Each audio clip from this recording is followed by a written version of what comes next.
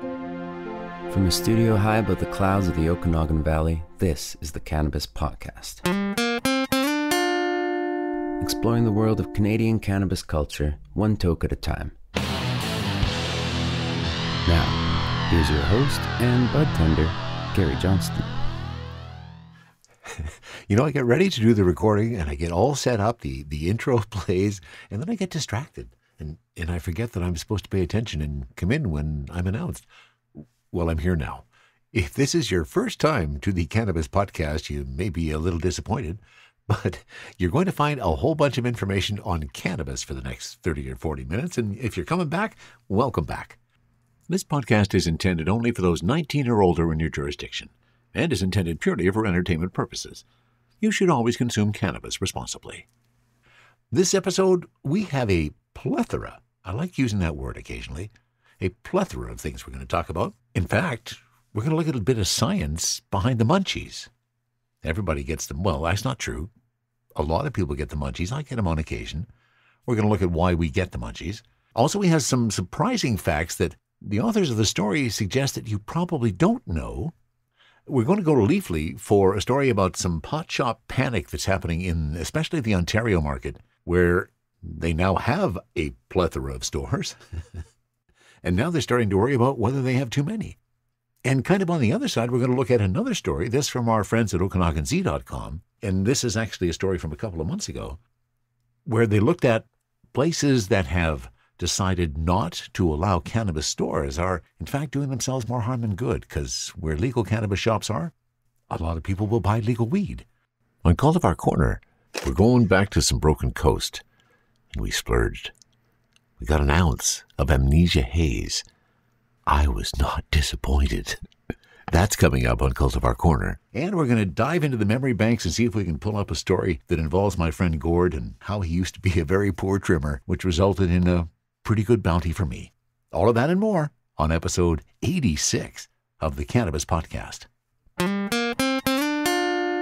let me throw out a couple of housekeeping reminders. Have you checked out Good Pods yet? Good Pods is a great app to check out podcasts on. In fact, if you do so, you can join in with the throngs. I use that word with a bit of trepidation. The throngs of people who have made the Cannabis Podcast last week, number 2 in the top 100 performing arts charts. Pretty cool. Thank you so much for listening. It's you, the listeners, obviously, that make that selection. I have nothing to do with it other than to present what we do.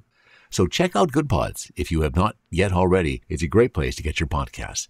I also want to send a couple shout-outs to a couple people who bought me a doobie. My good buddy JS from Quebec, who you've heard about before on the podcast. He's been a long-time listener. He bought me a doobie. So did a buddy named Alan. Thanks, guys. I really appreciate your support. If you like what you hear and you feel like adding some support yourself, you can go to buymeacoffee.com/cannabispodcast. And then I'll get to do a shout-out for you too. Now, let's get down to the stories. And we're going to start off with an appropriate one for a show on cannabis, the Munchies. How long have we been dealing with the Munchies? Well, I guess as long as we've been smoking cannabis. There have been times in my life where I have been a real munchie guy and just dove into bags of chips and munched them all up after smoking some weed. I don't get quite as carried away these days. What's your munchie habit? Do you find yourself there's a certain strain, perhaps, that leads you down that path? This is a story from 420intel.com. The science behind marijuana and the Munchies. Now the next time you're in the middle of a smoke session with friends and the Munchies hit, you can offer an explanation behind why it's happening. Having access to your favorite meals or snacks is essential to any successful session. Most people are familiar with the concept of getting the Munchies after consuming marijuana, but why they occur still remains a mystery to many. Even though the Munchies may seem like one of life's unsolved mysteries, there are a few scientific reasons that can explain what causes it. Here are a few factors that help explain why people get the Munchies after consuming marijuana. Want to keep the Munchies at bay? You may want to make sure you get enough sleep. Numerous studies attribute an increase in appetite to a poor sleep schedule. According to a 2019 study, a lack of sleep can bring on the Munchies in an identical manner to consuming marijuana, due to the fact that sleep restriction causes increased endocannabinoid levels in the blood, leading to hunger pangs, specifically for high-calorie foods. We found that sleep restriction induced qualitative changes in food intake, biasing choices toward energy-dense options without altering total calorie intake, wrote researchers. Adding that, our results further elaborate on the effects of sleep deprivation on the human brain, suggesting the neural processing of odors is enhanced in primary olfactory brain areas after sleep restriction. Taking this into consideration, getting a full night's rest could be instrumental in helping to ward off the munchies. One of the many cliches about marijuana shared by the cannabis enthusiasts is that it just makes everything better. I like that line as a bit of an aside. I guess that's why they included it, isn't it? Research proves that this idea is more than just a cliche. According to a 2014 study using mice, neuroscientists discovered that THC stimulated the brain's olfactory bulb, the part of the brain responsible for recognizing odors, causing the mice to eat more than usual. There's also data that suggests THC stimulates receptors in the hypothalamus, leading to the production of the hormone ghrelin, which regulates hunger. One of the key reasons people use substances like marijuana in the first place is to experience a release of dopamine. Well, there are a lot of benefits to how a dopamine release can make you feel. One of the drawbacks is that it can lower your inhibitions. While decreased inhibitions are typically associated with social settings, they can also have a big impact on cravings. Lowering inhibitions means eating more of foods that you probably shouldn't be eating in the first place. Think about it. After consuming enough marijuana, knowing when to stop snacking can feel nearly impossible. The reason why is because dopamine controls the brain's reward and pleasure centers. Once enough THC has been consumed, it's nearly impossible to tell yourself enough is enough when it comes to your favorite food. The munchies may be mildly inconvenient, but at least it's no longer a mystery. Now, the next time you're in the middle of a smoke session with friends and the munchies hit, hey, you can sound like the smart one and offer up an explanation behind why it's happening. Well, that may not make the munchies go away. It will at least provide a bit of a distraction until you're able to satisfy those cravings for good. And that is a story from 420intel.com. Get a good night's sleep if you want to avoid the munchies. From the cannabis-infused studio in the clouds, this is the Cannabis Podcast.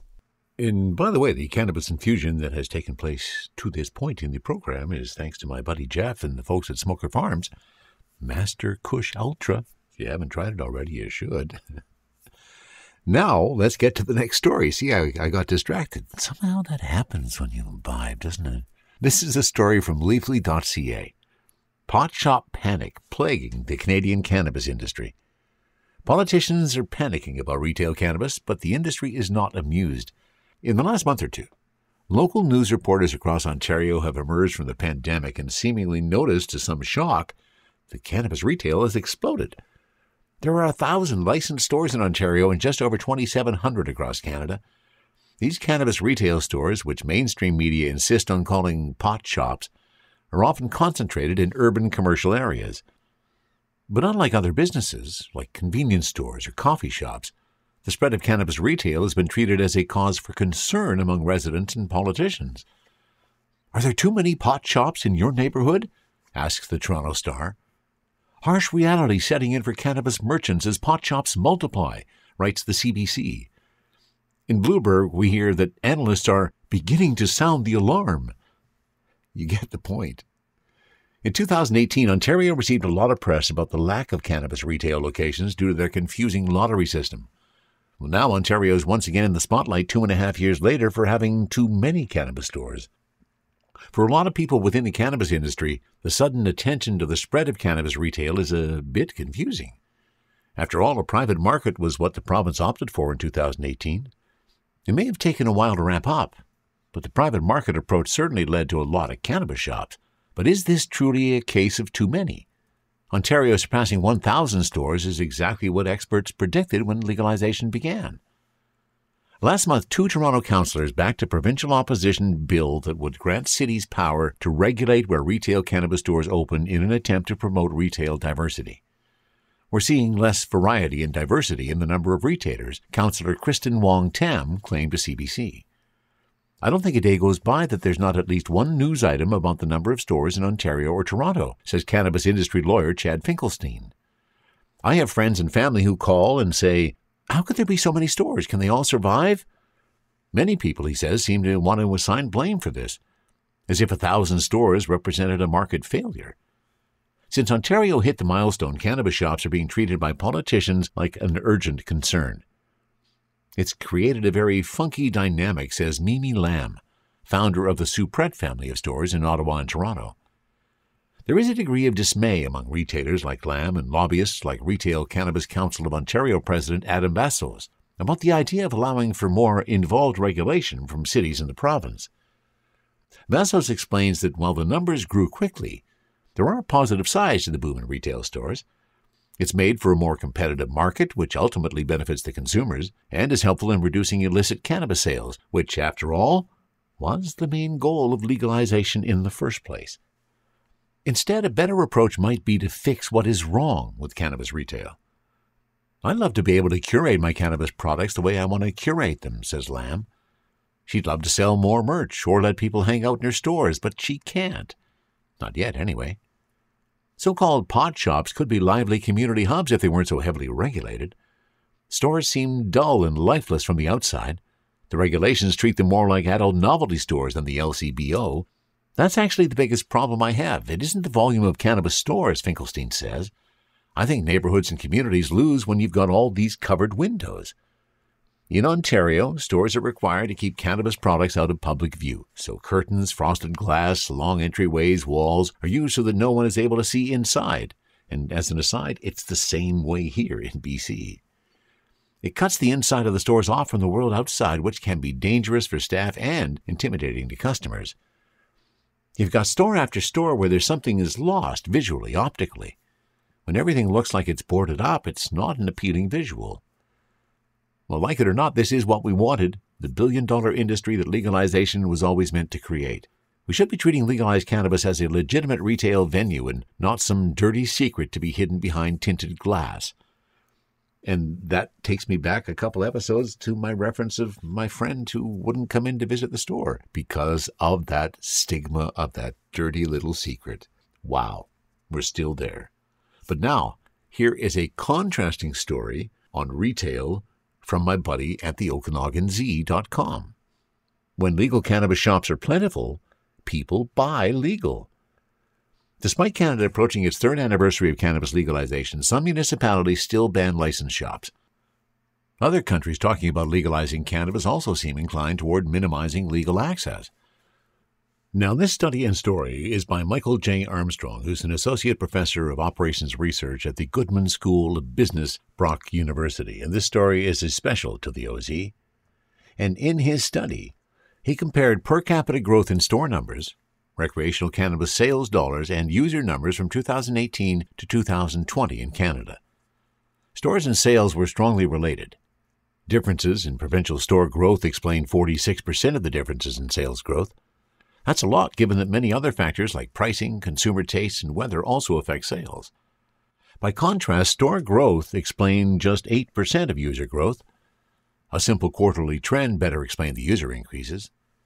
In other words, almost the same user growth occurred regardless of how many shops opened. But where shops were plentiful, users increasingly bought legally.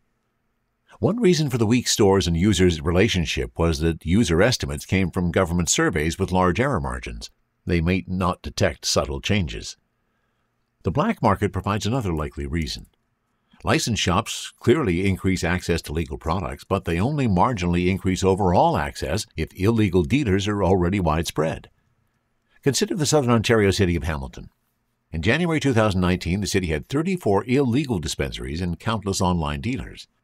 So when the first licensed shop opened 3 months later, it suddenly made legal products accessible, but the city's total cannabis supply barely budged. Advertising restrictions likely played a role.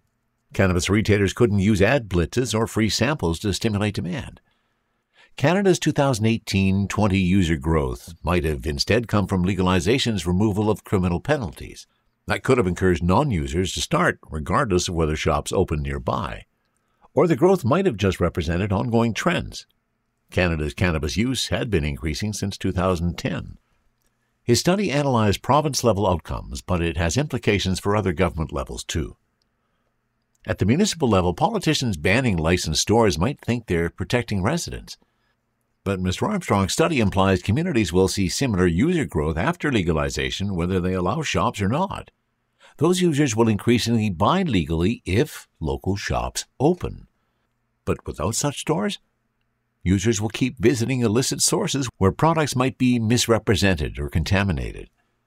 This means community store bans could lead to more crime and health problems rather than less.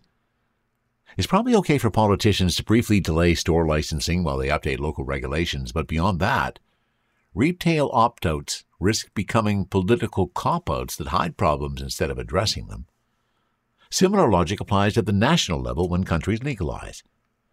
For example, Mexico's courts ruled in 2018 that cannabis should be legal there, but its Congress still hasn't passed legislation. One proposed bill would have legalized cannabis but made it very inaccessible. South Africa has been similarly slow at implementing its own court's 2018 ruling. Cannabis legalization is complex. Canada is still learning from its experiences, and hopefully other countries can learn from them too. A very interesting perspective from Mr. Michael J. Armstrong, Associate Professor at the Goodman School of Business, Brock University, and a special to the OkanaganZ.com, and you again can catch the link when you check out CannabisPodcast.com. And this next story from 420intel.com is a story that is probably about America, but I think there's a lot of similarities to Canada as well. And these are 8 surprising cannabis facts you probably didn't know. Cannabis in all its forms is more prevalent and accessible than ever before in this country. Still, it often seems that much of its story is mysteriously unknown. Health studies are still very new, and it sometimes may seem that the plant had no relevant history before the 1900s. As cannabis becomes more prevalent, perhaps it's time to discover the lesser-known facts about this iconic plant to help understand what exactly makes cannabis so interesting and important. Here are 8 fun facts you may not have known about this elusive organism we call weed. Cannabis dates back thousands of years. It's easy to assume marijuana cultivation began in fairly modern times. However, the first recorded use of cannabis dates back thousands of years before the United States was even an idea. Cannabis was mentioned in the sacred Hindu text known as the Vedas, estimated to have been produced around 2000 to 1400 BC. Woven hemp fibers were even discovered at a burial site in Taiwan that date back to 10,000 years. As marijuana becomes legal for recreational use, its retail popularity is skyrocketing. In the last few years, the marijuana dispensaries are becoming more plentiful than Starbucks and even McDonald's in some areas. In Denver and Portland, for example, marijuana retailers outnumber Starbucks by close to double, according to MJ Biz Daily. Some states have a cap on the number of dispensaries they allow, but this statistic is certainly telling. If you've ever taken a whiff of a particularly hoppy craft beer and thought you smelled weed, your nose wasn't far off. Beer hops, or humulus, it turns out are the same family of flowering plants as cannabis. They confirmed that humulus and cannabis were very closely related and belonged in a single family, Cannabinaceae, according to Popular Science. The 2 plant species may inspire 2 very different final products, but sometimes the smell is practically indistinguishable. It may sound strange, but recent studies have concluded marijuana affects women differently than it affects men. The entire THC experience may be different for men and women, from the amount needed to get high to tolerance levels. The main way that cannabis acts differently in women, as opposed to men, is its interaction with the female production of estrogen. Canvases have been landing place for some of the most important artwork throughout time. Historically, canvases were often made with the assistance of cannabis. In fact, cannabis was so important to canvas production that it inspired the name. The word canvas is related to the word cannabis. Historically, canvases were made of hemp. There exists great debate when it comes to who exactly started e-commerce. Still, there was a day in the early 1970s that is often regarded as the first internet transaction, and it involved marijuana. In 1971 or 1972, Stanford students using ARPANET accounts at Stanford University's Artificial Intelligence Laboratory engaged in a commercial transaction with their counterparts at Massachusetts Institute of Technology, wrote John Markoff in his 2005 novel What the Domhouse Said, How the 60s Counterculture Shaped the Personal Computer Industry. Before Amazon, before eBay, the seminal act of e-commerce was a drug deal. Although marijuana is now frequently regarded as safe, it does come with some potential health side effects that are not always known. One potential health side effect of marijuana is an added strain on your cardiovascular system. Marijuana can affect your heart in several ways, including raising resting heart rate, dilating blood vessels, and making the heart pump harder, according to Harvard Medical School. Hemp has a long history in the United States. Not only did Thomas Jefferson and George Washington both have it on their properties, but the famous Mayflower had sails and ropes made of hemp. The first 2 drafts of the United States Declaration of Independence were written on paper made from hemp. The cherry on top of all this history woven with hemp lies within the first manufactured symbol of this nation. The first American flag, made by Betsy Ross, was made from industrial hemp. Many of the very first American flags were made from hemp cloths, so there's a real tie into our country's history and the important role industrial hemp played in agriculture in our country, says Representative Jared Polis, who authored an amendment to the Farm Bill which allows industrial hemp research in states where it is legal. So from the Mayflower to the American flag and even the first Internet purchase, cannabis has hid in plain sight. The plant has woven a sometimes hidden but always interesting path over time, and I would have to agree, the path of cannabis is always interesting. THC, CBD, terpene profiles, what's in me? Oh, please explain to me. Cultivar Corner, Cultivar Corner, oh yeah. Cultivar Corner, please explain this stuff to me. On Cultivar Corner today, we've treated ourselves. We typically pick up an eighth to do the Cultivar Corners with, but I wanted to see if there was a difference between what's happening out there in the legal world from the eighth perspective and an ounce. And we got a particular ounce into the store, and just feeling it made me decide this was the one I wanted to try as my special treat for my birthday. So what I picked up was an ounce of Broken Coasts Amnesia Haze. Oh, amazing, amazing notes on this one. Oh, so fruitful. Lime and lemon, so some citrus notes, obviously. Really, really nice. And many times we've talked about on the Cannabis podcast, in Cultivar Corners, the size of the buds. How much does the size of the buds truly matter? When I opened up this package of Broken Coast Amnesia Haze, I showed it to a couple other people, and we were aghast. In essence, this 28 grams, this ounce, was about 7 different buds, the largest of which was 5.7 grams, one of the buds inside of this. So there is not anything even resembling a popcorn bud in this ounce. They're all very, very big. And cured marvelously and trimmed. Like when you look at the trim, that's just bud. There's not a single bit of sugar leaf sticking out on any of these marvelous up to 5 gram buds. Wow, wow, wow. Took a look at it with the jeweler's loupe, of course. And the trichome fields are vast.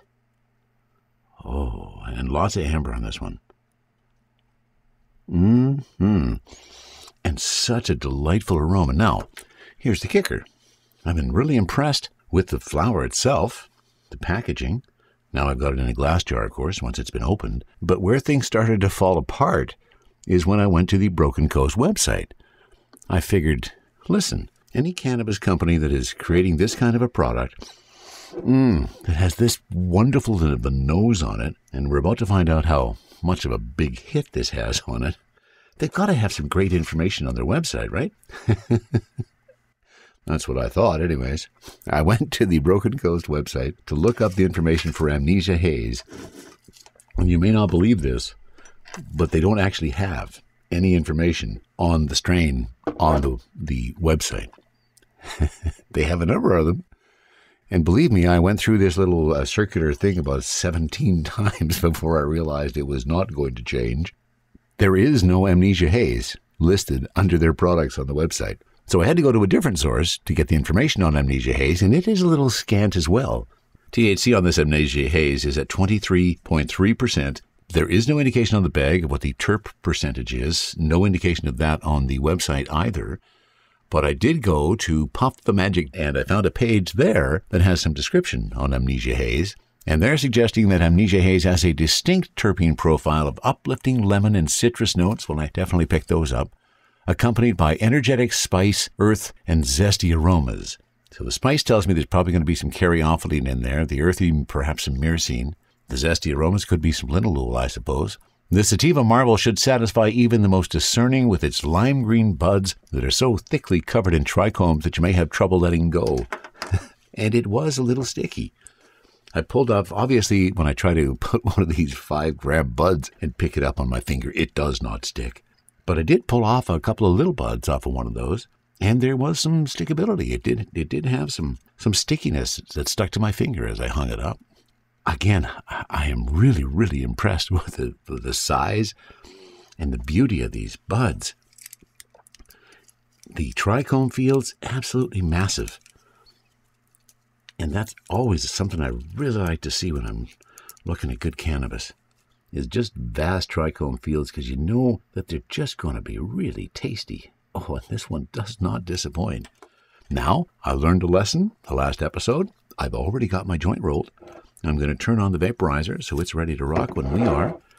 And I think it's time that we have a taste of Broken Coast Amnesia Haze. And I am expecting this one to hit like a sativa, fairly hard and fairly heavy. Let's take a peek.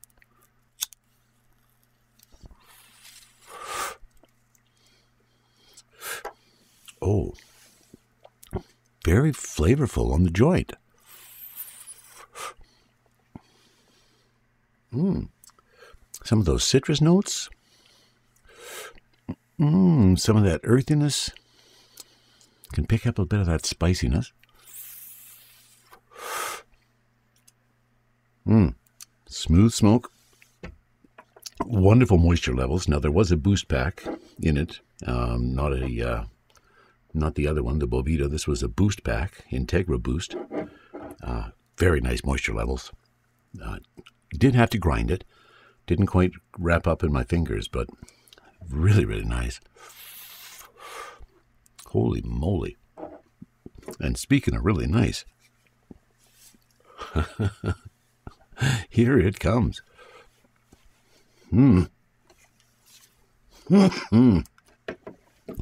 Wow. In the time that it took my vaporizer to warm up, I've already had 2 or 3 hits off the joint. I've already got some happy eyes. As you know, I'm never one to just let that sit, so let's pop over to the vaporizer and see what the taste of Broken Coast Amnesia Haze is.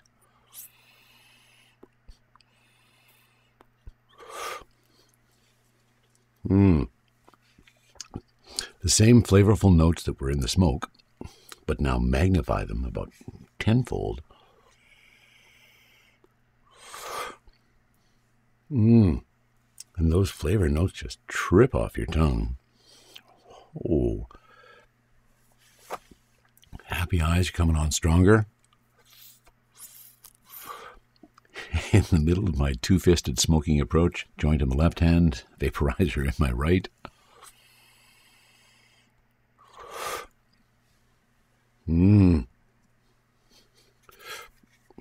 So since one of the points of going for this cultivar was to treat myself for a birthday celebration, I think it was fairly successful. From the very first feel of the bud in the bag to the first view of these massive and exceptionally well-trimmed buds. Wow. Paid a little bit more than normally do, but you know what? Sometimes it is worth paying a little bit more for your weed. I know you can get under $100 ounces these days in the legal market if you shop around a little bit. But I am not disappointed at all. Wow. So fast. Just came on. And that kind of ties into this piece that I found on Puff the Magic They say the high starts with euphoric vitality, buzzing with creativity. I think I would agree with that to this stage. Immediately after inhalation, the rocket ship launch overwhelms our senses with euphoric acceleration. Well, yeah, based on how fast that came on to me, I think you guys have captured it as well. 10 minutes later, there's panic in the air. Buckle up, because then time stops. We have enough energy to run a marathon, and for those who like getting an edge to the high, Amnesia Haze is your strain. It's like too much coffee. Well, I'll let you know if that happens, if I remember to turn the microphone on again. So far, that initial description of that very fast, bang-on euphoria, definitely right on. I haven't had anything lately that's come on that fast and that strong. And there you go, 23.3% THC, not an incredibly high THC value. Oh, but a really nice high. I am liking it. Broken Coasts Amnesia Haze. I just forgot what I was talking about. And there's nothing like a little wake and bake on a Saturday morning of your birthday weekend to bring back some memories. And as promised, I'm going to dive back to tell you a story about my friend Gord. Now, I know I've mentioned Gord at least once. He was a good friend of mine for many, many years, good friend of both my brothers as well. And he lived in the same community as me a few years ago, and he was an exceptional grower. He got some clones from Horace, who I've also mentioned, in the Kootenays. Started out with some clones of some chemo. And this was the skunkiest weed. I haven't smelt anything since that is really, truly so skunky. You feel like there is a skunk sitting under your table every time you smoke a little bit of it. But anyways, Gord was an exceptional grower, but his diligence didn't really follow through. Now, he harvested the weed well. It was dried appropriately, cured nicely. It was in the trimming that Gord's process kind of fell apart, shall we say. Now, I can't honestly remember whether he hired a bunch of other people to do some trimming for him or whether it was mostly him. I suspect by the bounty he was doing, he probably had to hire a few people. But this one harvest year, after it was pretty well done, he came to me and he said, I don't know if you're interested, Gary, but I've got some shake and some of the stuff that's left over from the harvest. I don't think it's really worth much, and you can have it for next to nothing. So I took a bag of it. I took it home, and I started diving into it a little bit, and lo and behold, I didn't get far into it before I discovered a whole bunch of buds. The kind of buds that now we would probably call them popcorn buds. 1/4 inch, maybe 3/4 of an inch kind of thing. Not a lot of girth to them, but when you add them all up. So in that first bag that Gord gave me, in what was it? It was a big Ziploc bag filled with leaves. Pretty well, that's what it looked like anyways. And I ended up with between about an 1/8 and a 1/4 of a significant amount of buds. And when I smoked those buds, they were strong chemo like the rest of the weed was. So they didn't lose any potency in the fact that they were little tiny guys. So with that discovery, I now faced a dilemma. Do I tell Gord that, I found all of these buds in there? And I hate to say it, but I didn't. And I kept getting these bags, and in fact, I shared some of them with some of the people I was working with at the moment. And I became a pretty popular guy because I was not the only one to discover that within these bags of essentially what was supposed to be shake was a significant amount of some pretty decent potency in terms of the buds you were getting. And I remember that to this day, my first discovery of that.